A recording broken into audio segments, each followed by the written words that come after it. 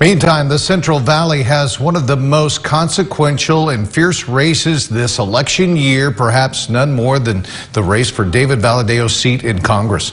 The Cook Political Report named it a toss-up, one of only a handful of districts receiving that title across the country. But the biggest determining factor in the outcome of this race could be the candidate's control. 17's Maddie Gannon is here now with more. Maddie?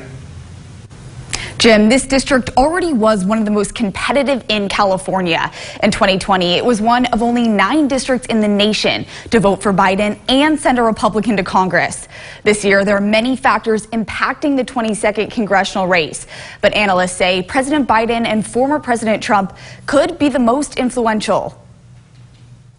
In this case, it will be the agenda of the Biden administration will be wrapped around Rudy Salas's neck. Republican political analyst Kathy Abernathy says it will be impossible to separate events in Washington from the Central Valley race, saying inflation and Biden's handling of the withdrawal from Afghanistan will weigh over Salas, the only Democrat. He will either have to defend it or say, I want nothing to do with it. I think he'll defend it.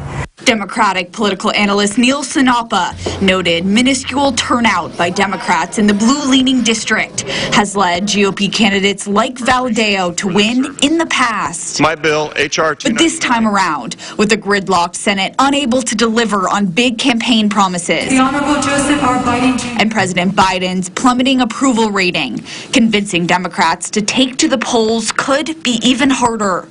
So that means that, Democrats are going to be less motivated to want to turn out during a midterm. And, people are a lot more apathetic when there's not a boogeyman like Donald Trump in the White House.